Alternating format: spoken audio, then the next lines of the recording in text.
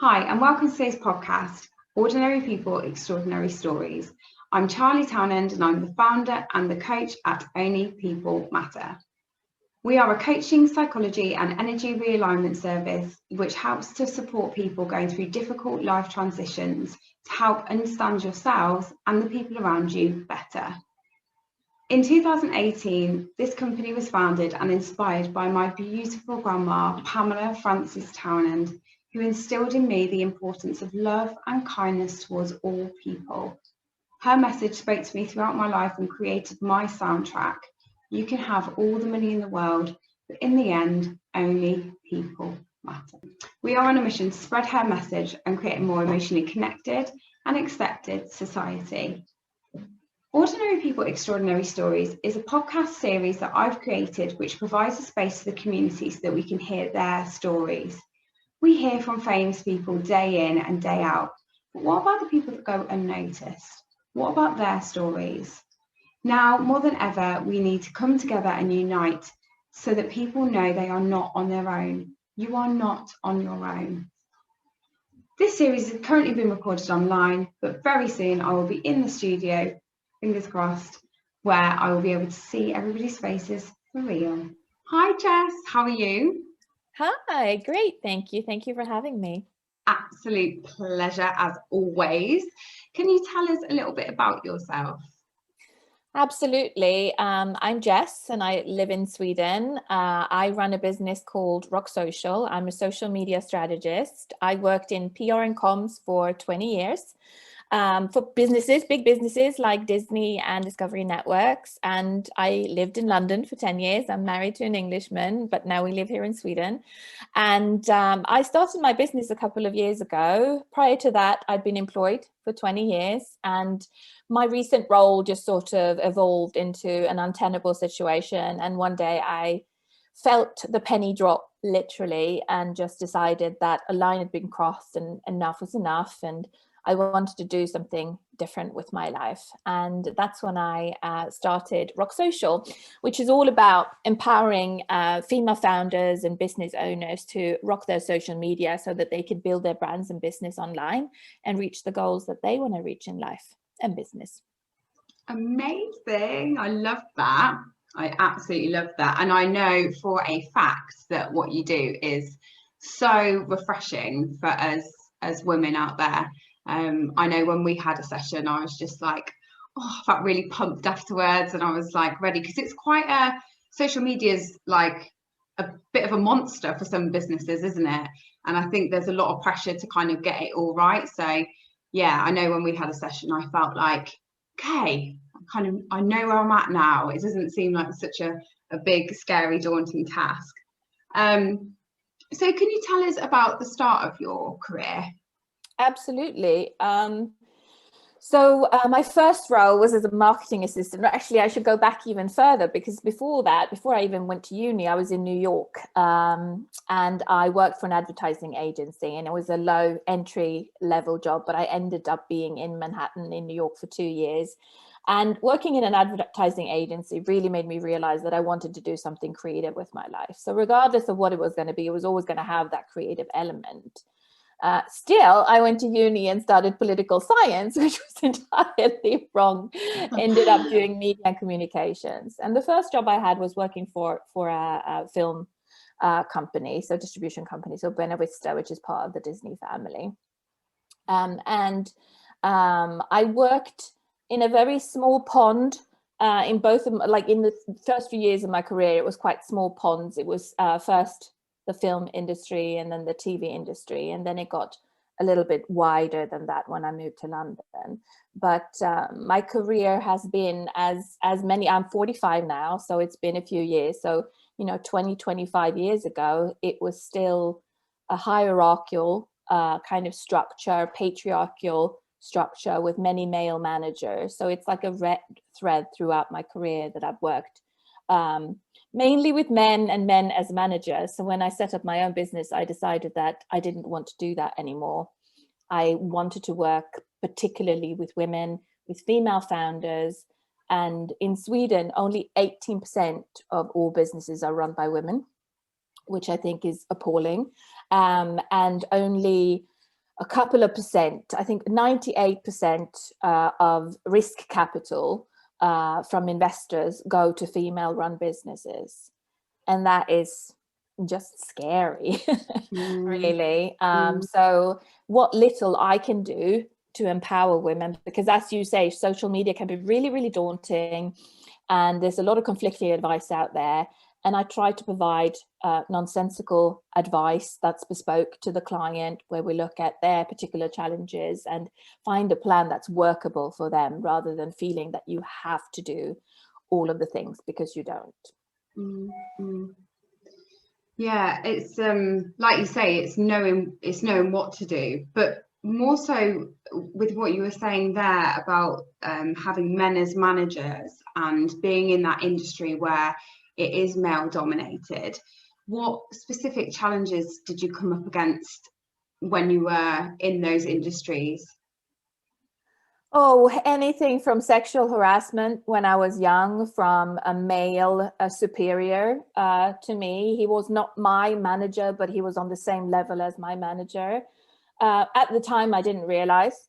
It was only when Me Too happened that I realized really that I wasn't alone, and that this happens all the time. And it wasn't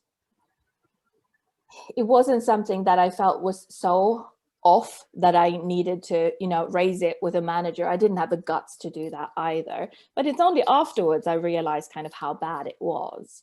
And I think there's a great learning for us there, that as soon as we start to have these kinds of conversations that you and I are having today, and talking about things, then there's an outpouring of women who say, hey, you know what, that happened to me, or that wasn't cool, and that's not okay. And it's having those conversations and lifting it up to the surface. That's the only way to do it, because when we silently accept things, we change nothing. So anywhere from that to working in a very male-driven culture, where the only way to really get a promotion or reach a higher level in your career would be to either act like a man, or kind of advance through executive programs within the organization. But the problem being that only men were made, the majority of the managers were men, and the only managers can nominate who would go into this executive program, and they would nominate men, because mirroring yourself. So there wasn't a lot of empowerment there, and it sat in the walls. It was a very male-driven culture. And I think it's like a lot of it is so subtle as well. Like there's the big things that happen. Like I work in construction as well as, and I have been working in construction for years now. And, there are the subtle kind of male-led comments which are almost silent, but then there's the bigger things as well. But even those smaller things, it makes you constantly check in with yourself as to, should I be saying something now? I don't feel comfortable with that, but I almost feel like I can't say anything. It's almost banter, or it's almost like acceptable. But if we made comments about men in the same way, that it wouldn't happen. We wouldn't be allowed to get away with that. And sorry, I was just going to say that as soon as you become aware of it, then there are so many times that you sit there and say, hey, would you say that if I was a man? Would you treat me this way if I was a man? And there becomes a pattern there, and there's a bias that people, and I include women in this too, are not even aware of. We're not aware of our sort of, privilege. We're just in this situation of always being treated and respected, particularly men being treated a particular way and being respected for your opinion. Whereas when a woman sticks her neck out, it's like, oh, she's being like this or like that. And it's that bias that is built into, and when we're not aware of it, it just keeps on happening. And it creates a culture which can be so detrimental in a workplace. Yeah, and that's it. It's kind of that, like it sculpts and shapes normal, doesn't it? it sculpts and shapes what we come to believe is normal.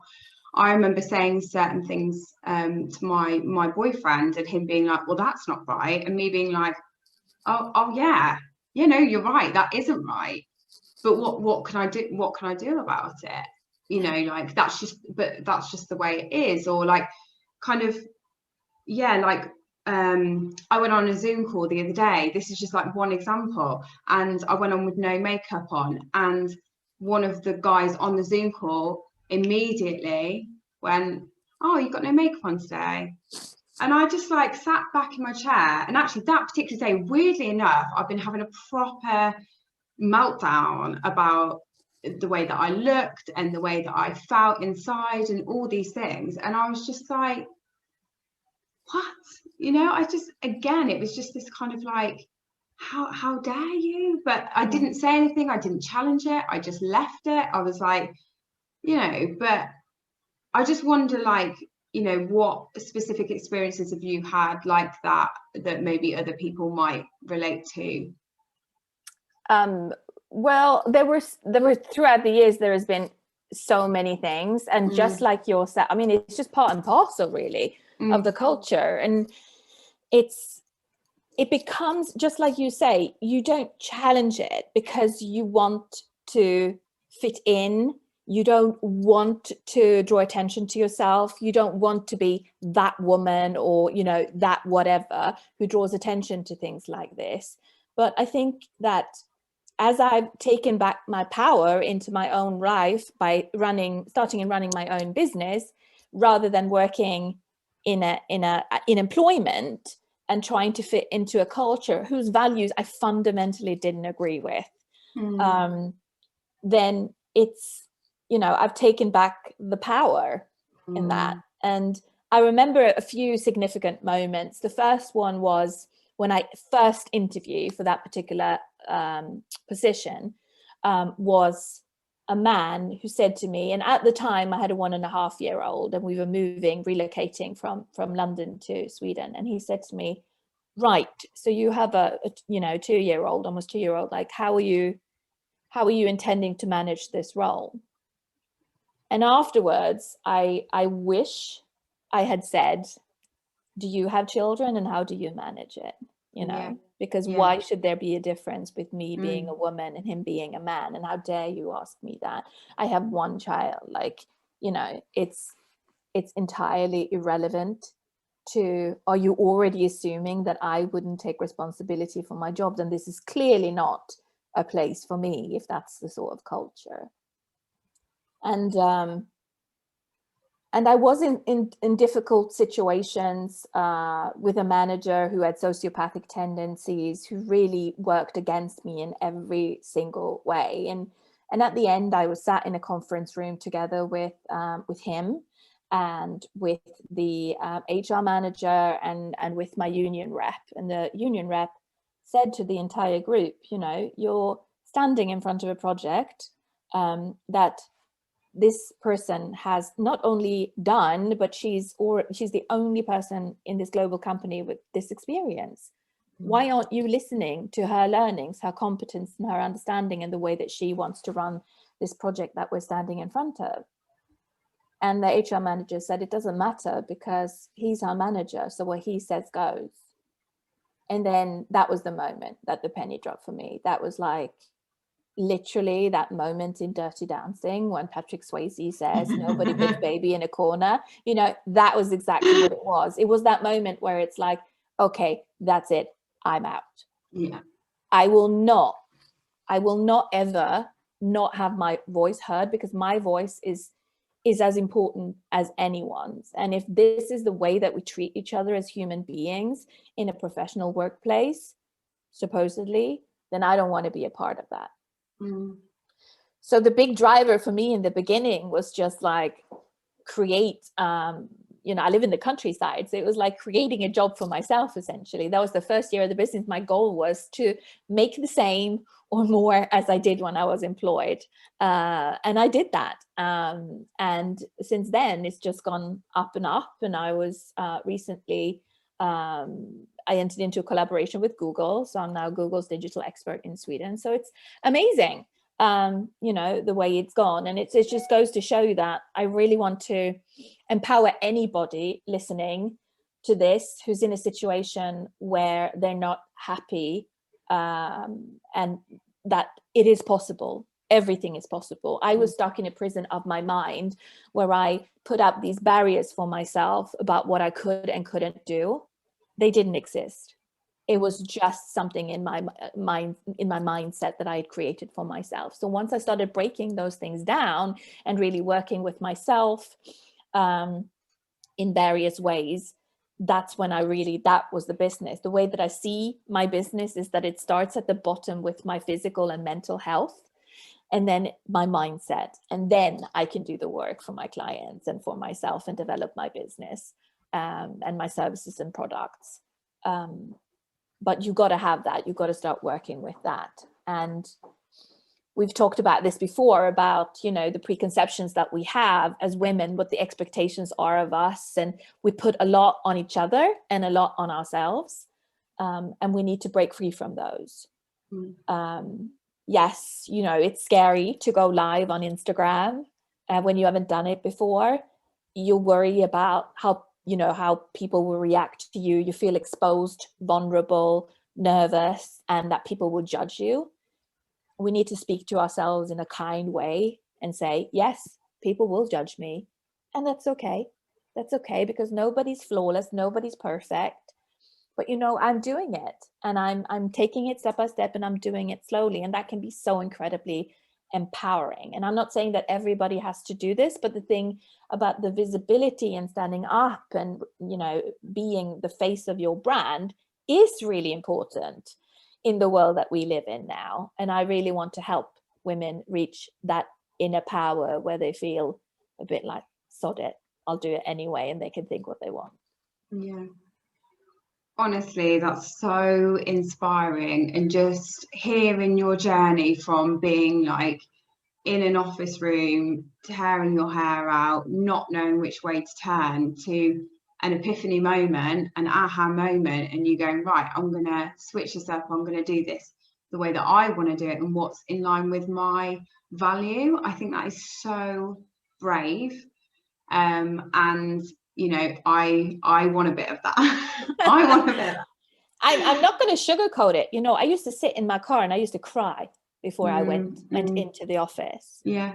And I was on the phone with my best friend, and she said to me, she's a lawyer, so she works in something completely different. And she said to me, Jessica, you know, no human being with this type of negative energy is ever allowed to get that close inside of you, to get that much inside of your brain. And when she said it, I knew that was the truth. And I knew that I had to do something about it. And it wasn't easy. And I'm not in any way saying that it is, but I want people to know that they can take charge of their own destinies, because if you don't, then you're subjected to these, you know, cultures and companies who when you don't subscribe to their values. And somebody said in a webinar that I was listening to last week that if you're in a job and you feel like the values and the culture that you're in do not align with your own personal values, then you need to get out. Yeah. And that has been my journey as well, is that if this is the situation that you're in, I tried to change it for so long. I tried to make the situation work in all manner that I could. But I reached the end of the road realizing and understanding that you cannot change. You have to change. You have to move on with your life. And that's harsh. That's tough to hear, but it is possible. I'm proof that it's possible. Yeah, you are. And you know, it's funny because in actual fact we need to have compassion for the cultures in of themselves, because it's not like they even are aware of it sometimes, or that's become normal for them as much as it kind of became normal that we ingrained ourselves in it. It's almost like a toxic relationship, isn't it? Nobody really means to be that way. Nobody's intending to hurt anyone, but it's just the way that things have become. And so therefore, like you say, really the only route out of that is by taking yourself out of it and making a choice for yourself. And even if, because at the moment, obviously with lockdown and all these things, it's not that easy to just go, right, I'm going to do this, or I'm going to move job, but actually, even if you just took a small step of saying, well, I'm going to start a course of a weekend in a different trade, or I'm going to just, start thinking outside the box. What do I enjoy? What hobbies do I love? What could I start blogging about maybe once a week? Or it's things like that, isn't it? Of just knowing that there are other options out there for you. People around me that I really respected, that are running businesses themselves, kept saying to me, you should run your own business someday, because you'd do a great job. And it was always something that was on my mind, as in, I want to look at that and explore that. And I kept for years looking at business ideas. But then it just kind of came to me that, oh my God, you've got 20 years of experience in communications and PR. This is what you love. And I went back to why I chose to do that 20 years ago. Why did I choose to start working in that field? Because it is creative, and I've reached that level where I can strategically advise people now. And it was, in hindsight, it was quite obvious. And I think it's really important to underline as well that everybody has to start somewhere. Every single account on Instagram that has got thousands or even millions of followers have started at zero at some point. It's really important to remember that as sort of an analogy for building a business. So every little thing that you do, you're building a brick every single time to build that empire. Because Rome wasn't built in a day. No business was. There's a lot of, you don't see that in people's successes. And we need to talk more about that, about the successes and the failures. And I've come to understand that mindset is key when running a business, and that resilience in business can only really be achieved by going through the failures. Because when you go through the failures, that's when you learn, you understand, and you do better. You learn to cope with rejection. You learn to cope with making mistakes. You learn to cope with, having to tear things up and try again. And that it's the tenacity that does it. Nobody nails it the first time. If you listen to inspiring business people like the lady who built Spanx, for instance, out of her living room, went from selling fax machines to being one of the richest women in America, building her brand, is that she's done the door-to-door sales. She's made the mistakes, and she's, done it again and again and again. And it's not something, so every single little thing, if you're interested in something, explore it. My journey started in social media, started with a one-day course at University College London. A friend of mine said, do you want to go? And I said, yes, let's go. She had a business at the time. I didn't. And I thought, let's go and see where that leads me. And then I did it, and I thought, I love this. I want to do this. I want to help people get this right. So you never know where things are going to lead you. So if it's something that interests you, everybody starts small. Yeah. The most important thing, I think, and this is something I've also taken away throughout the past 2 years, is that don't wait for that moment when you're ready. Just do it. Just do it. Start. Because starting is just a starting point. Don't finish a product and then do this whole launch and put it out into the world and then, it didn't work. Start by, testing your audience, asking them, what do they want? What do they want to see? Do market research. So much of running a business is you do it because you believe it, You've started a podcast. Can you really say with podcasts that they are a return on investment? Maybe not. But they are brand building, and you do it because you love it. And when you do things that are heart-led, that shines through. So I think it's so important to not be afraid, to just not let fear rule, to feel the fear, but do it anyway. Yeah.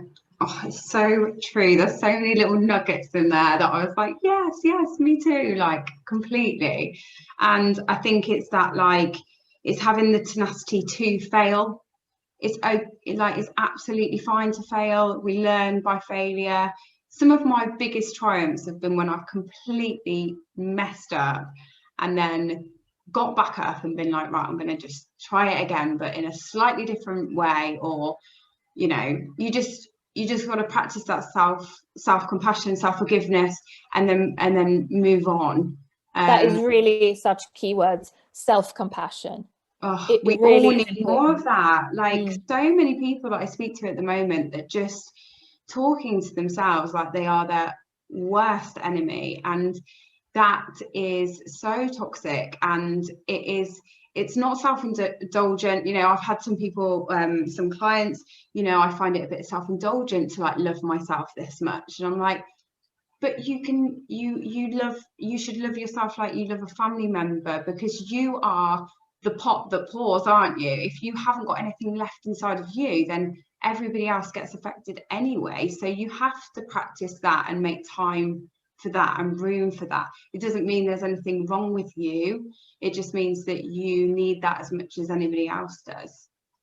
I think there's a lot of it that goes back to what I think about when I I have 3 kids. I have a son who's 12, and I have twin girls that are going to be 5 in June. Who are absolutely gorgeous, by the way.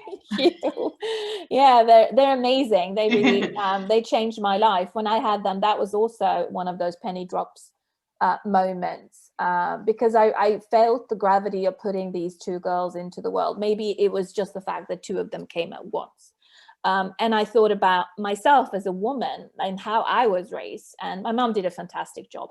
But I thought a lot about what I wanted them to not take with them. And one of the things that I resonate with what you're saying now is the sort of, we're taught at such an early age to be amenable, to get along with people, and to be good girls. And I think that you know, I remember kind of these almost like popularity contests in school. Like, we're almost taught to be the most popular, you know, that there is something sticking out is not great, and you want to be popular and things like that. And I don't want them to ever feel that way. I want them to always know that if you're stuck in a situation where you're not seen, you're not heard, then those are not your people, because there's a whole world out there and you can find your people. So you walk away and you create your own future, your own destiny, your own reality. You know, don't ever let people have that kind of power over you. And that's I think that a lot of things that we carry with us is this sort of you want to be the popular one, you don't want to, you know, at least that's my experience, that we live under a different kind of framework than men do, and the way that they are raised. What I was thinking about as well is that so many female founders and business owners, they look, for instance, you're a coach, Instagram is full of them. I work in social media, Instagram is full of them, right? Yeah. So you could easily look at it and say, oh, there are so many coaches, you know, it's a saturated market, I can't do that, even though your heart tells you that's what you want to do and that you have something to give to other people and serve other people. I can't do that. Whereas men generally, and I'm speaking in general terms here now, generally go, wow, there are so many coaches. Look, they're all making money. They're all successful. There must be room for me too. You know, that there's a business idea there. I can do this too. And it's that little shift of perspective where I feel that that's where I've worked so hard on myself, to not let the fear rule me, to not be afraid of, because there's a lot of people doing the same thing as me. But there's only one of me and there's only one of you. And we are all our unique businesses, our unique people. And we're going to have clients who are attracted to us because of who we are and our values and what we do. And there's room for everybody. I think we get affected by this idea of scarcity when really there is plenty to go around. Yeah. And we're all unique. We all have, you know, we all have something to offer. And actually, if your service is providing something that's helping people, then bring it on. Let's have as many people as possibly we can to be out there helping everybody. Especially, you know, during these weird and wonderful times that we're in right now. You know, we need all the positivity and light and guidance and support that is physically possible. So, you know, everybody's got a unique gift, and business, it's, for me, business is about relationships. And if you're serving people for their best interest, then do it. Absolutely do it, because it lights your soul up. It makes me happy every day that I know I'm helping people with their lives and their businesses. And like with you, like when we got together and we did some work together, I was just like, I came out feeling so empowered. And so it wasn't just about social media in the end. It was actually about, oh, you've actually changed my mindset about this. And I've been different ever since. So, you know, we all have unique qualities that you maybe wouldn't get from another service. So yeah, absolutely. That's fantastic to hear. I really yeah. appreciate you saying that. Thank you. Yeah, you're like a massive inspiration. So how important is it that we teach our daughters to kind of, because I know you were saying about the twins, and we've spoken before, but how important is it that we teach our daughters to not allow kind of judgment based on gender and looks? Because I think for a lot of girls, women, our looks are highlighted as an important tool. And I just wondered what your thoughts were on that. Clearly it is. I mean, what you just told me says that it is. You know, you're even on a Zoom call, somebody notices that you're not wearing makeup, you know, and that, you know, happens to be a man. Could have been a woman, I guess, but I think that's rarer. I've heard so many times, oh, you should smile more. You know, like my job is to do my job. It's not to walk around smiling to make you feel better. I will smile if I feel like smiling. I don't need to hear it from you that I should smile more to make your life more pleasant or whatever it is. So putting all those comments that I've had throughout 20 years and all of that stuff, it's so prevalent. And I think we have to break patterns when we raise our children. So we've been raised that way. I certainly was raised in a world that was like that. So we have to watch ourselves.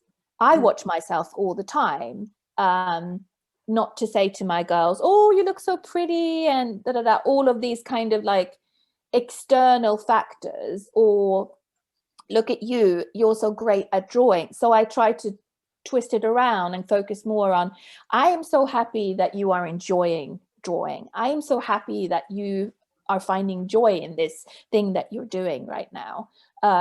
Because otherwise it becomes about the way that they look and their performance. And it's so easy, because those are the things that we reward in our society.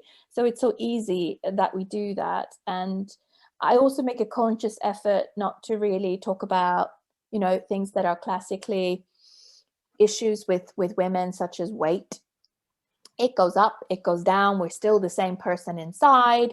You have to try and embrace yourself, whatever size you are, and love yourself. And I want them to know self-love rather than self hatred, and listening to this inner critic, because we all have this voice all the time.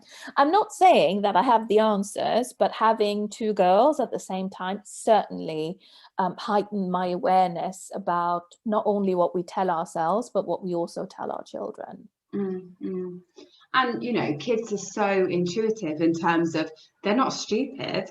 They understand language, they understand body, you know, how we look in our body. They understand things and they feel things. So if we're giving off those vibes, it is kind of like, even without being spoken, they pick up on things.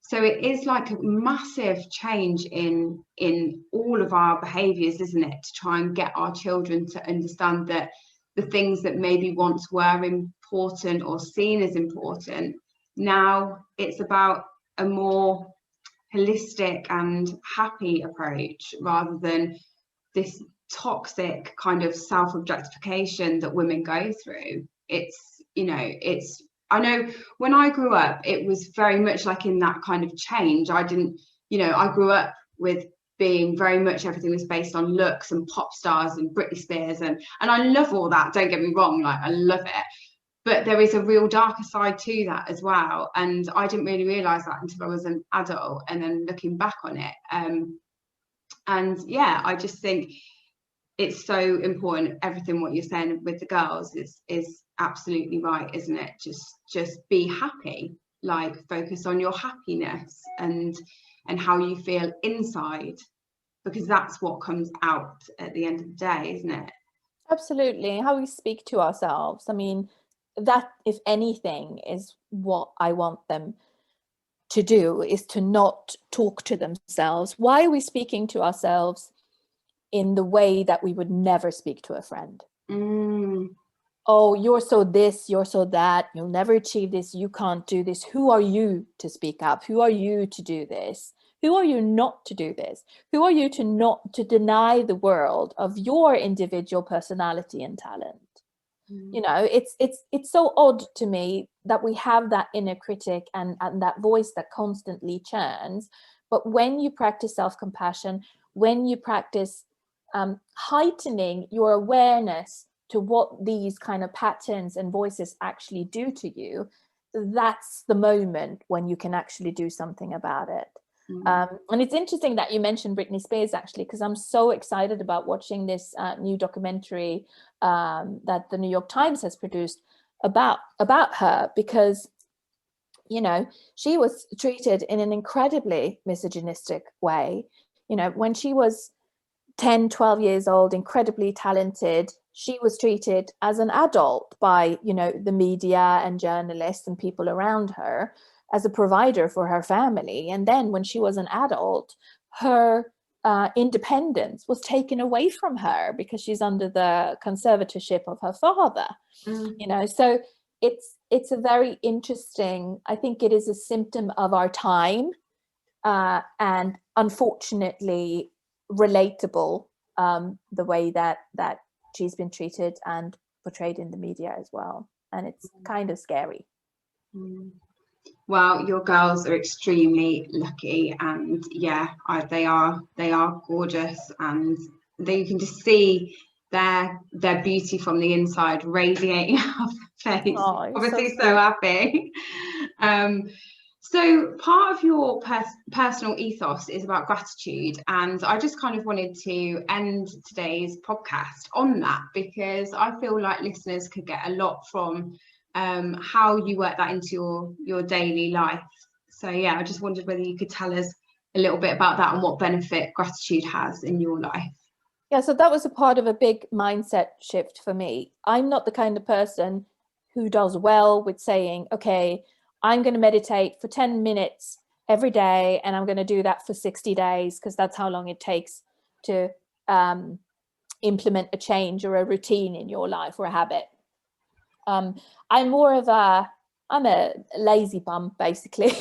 I'm honestly quite lazy as a person. Me too.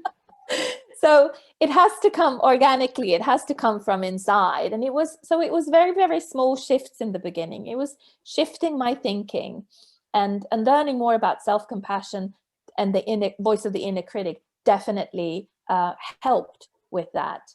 And with slow, small changes that came very organically, very naturally, I shifted my thinking from, you know, waking up in the morning, you know, thinking about sort of, you know, starting my day on a negative note. I would consciously make an effort over a long period of time, so this wasn't done in a day, to focus on the positive side of things, to think about things that I was grateful for. So when I went to bed as well, so it was a morning and evening routine, I went to bed and I would think about 3 to 5 things that I was grateful for. And it wasn't like winning the lottery or, you know, these big things in life. It was about the small things. I'm grateful that my twins were born healthy. I'm grateful, you know, that I get to live in this beautiful house and have this beautiful life. I'm grateful that I have my health, you know, these tiny little things. Even thinking about, I'm grateful, you know, for having this beautiful meal and sharing this moment with my family, tiny, tiny little things. And when I did that over months, you know, that changed, and that kind of became natural to me. So it shifted my thinking. I think it changed my kind of like my brain patterns, the way my thinking was. So now it's much easier to go into a positive mindset. So when something negative happens, I had a really big setback at the end of last year. That was tough to handle. It was like a car crash, kind of what just happened and what do I do now sort of thing. And I had to reframe it and just start thinking about, okay, what did I learn from this? What am I taking away now? And what am I'm still alive. I still have my business. You know, it's nothing like that. So there are things. And then it's like, oh, actually, you know what? I'm grateful that I have the chance to do this again, but do better next time. So that's become a part of who I am, essentially. I think gratitude for me is, it's so easy for it to sound, you know, a bit pretentious, but that's what the practice is for me about. It was a mindset shift that came slowly, and ends up now being easier to reframe the difficult things we go through in life into a positive. Because if I hadn't had those 7 years of being employed and it being absolutely horrific, I wouldn't be where I am today.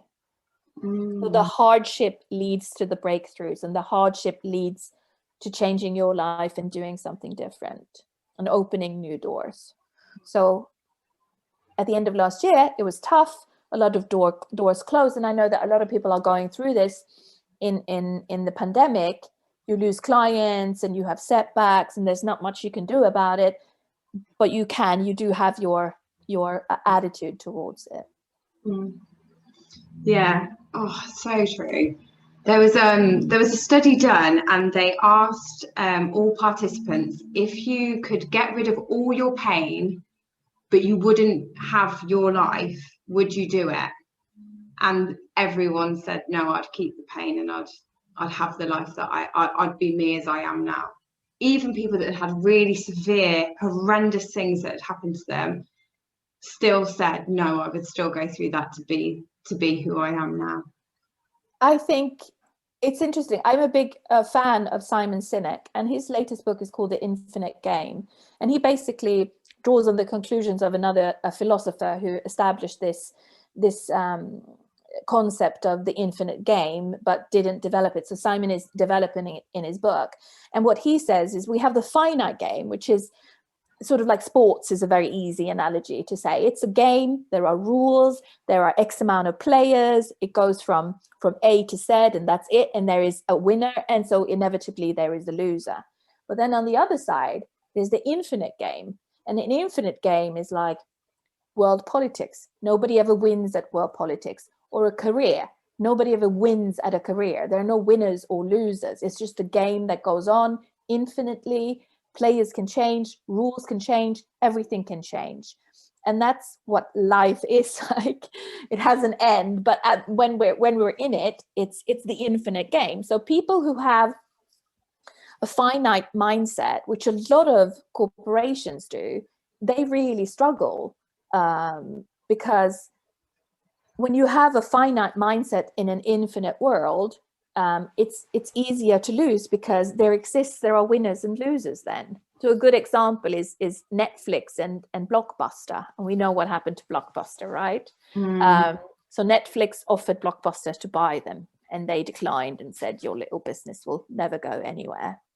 And when Netflix launched, they had this subscription model. You know, it was, you could rent DVDs and there were no, late fees or anything like that. So the CEO of Blockbuster goes to his board and he says, these guys are doing really great. I want us to look at this subscription model. And the board of Blockbuster said no.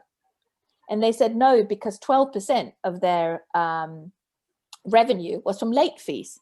And they didn't want to give up on that 12% of revenue.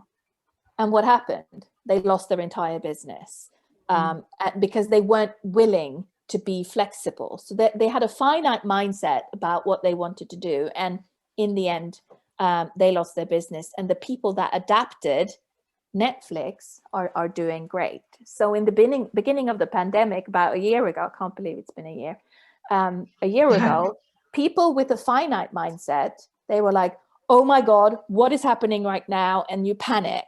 Whereas people with an infinite mindset, they say, okay, this is interesting. What am I going to do now? I need to think outside the box. I need to think differently. This was unexpected, I think it's interesting to have those kind of two perspectives on how you can look at life, really, and business. And it's certainly been helpful for me. So there's a great podcast I can recommend with Simon Sinek and Brene Brown as well, called Dare to Lead. So listen to that. It's really good as well. I listened to that on your recommendation actually the other day, and it was fabulous. It got me to work, so I was very happy with that. And it's so true. And I think gratitude comes into that to a certain extent, of having that changeable mindset, flexible mindset.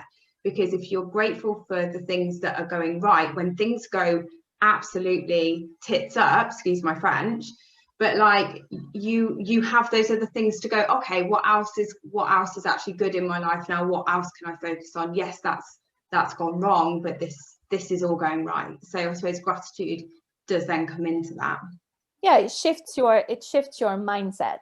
Yeah, it certainly does. And that goes into this thing about, would you then change your life if you could take all the pain away? Would you take all the pain away?